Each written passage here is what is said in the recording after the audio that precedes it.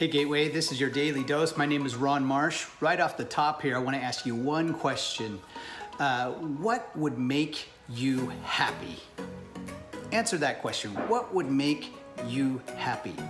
Well, what would make me happy, Ron, is that this pandemic would be over, we'd be back to work, our regular lives, right? Or what would make me happy would be is if my bank account had tons of money in it and I could spend on whatever I wanted, any amount, right? That God would just give me a blank check. Well, if I just had a little bit of something, that's what we want. We all are pursued as human beings. We want happiness. That's our desire. And actually, it could end up to be something as simple as this, a chocolate bar. That would make me happy. And the reality is, maybe for a moment, man, those taste buds be going crazy. Oh, it just sends you to another place. But we also know, where does that chocolate bar end up? Right on your hips, right? And other places on your body that you don't want that extra poundage. There's an interesting little study that's been put out during this pandemic by New York University.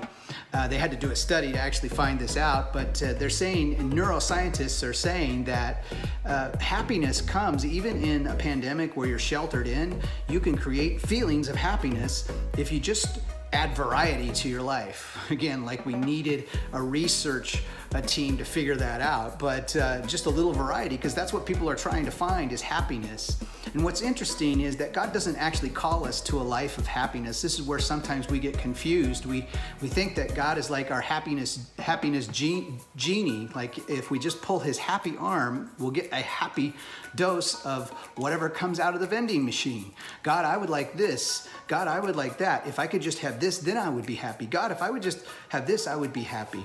And that sort of seeps into our conscience as Christians and as believers, but the reality is the Bible paints a very different picture of happiness. Jesus himself said in Matthew 5 that you are blessed, and that actually happiness comes from being blessed by God, and he wants you to have more than just happiness, because see, happiness is based on circumstance or happenstance. When the thing that I want to have happen happens, I'm happy. But when the thing that I don't want to have happen doesn't happen, I'm not happy. I don't know if you can follow that or not. But the reality is that Jesus is trying to encourage us. You can have a blessed life and actually find joy. And God isn't calling us to be happy. And that's not what this life is about. Actually, in 1 Peter, as we're discovering in this series, I Am Alien, he's calling us to be holy, to be set apart, to be different. As we've said before, and you've heard me say it, that we are not of this world. We are just exiles, aliens passing through.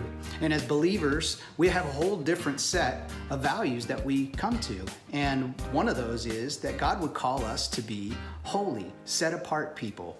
And unfortunately, that competes with the idea of I have to have happiness. I've got to be happy. And we end up serving the happiness God as opposed to the God of holiness. The God of holiness, oftentimes, he will bring happiness or joy into our life when we follow him, when we put him in the right perspective. You see, when God is our genie, he exists to serve us. But when we say, God, you are the one who leads our life, now we exist to serve him. And so that's when we say, God, we love you so much.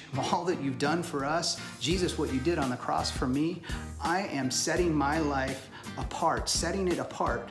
I don't have to pursue happiness to find joy and blessing and meaning. I can pursue a relationship with you, and I do that, Lord, out of my love for you. And I choose a holy life, a set-apart life. And that's where I find true joy and true meaning and purpose in my life. The idea behind this whole vlog is to connect with you every week. And this is what we're trying to do, to encourage you in your walk with God. I just wonder, could you ask this question? What am I pursuing that I think will make me happy? And what is it that God's asking me to do, or who is it that he's asking me to be when he says, be holy in 1 Peter, just as I am holy? What is he asking you? How is he asking you to live your life, to be set apart? Your friends, your finances, your family, all of those things. What is he asking you to do as a result of being holy? Well, God bless you. I know you're going to find joy when you pursue a relationship with him.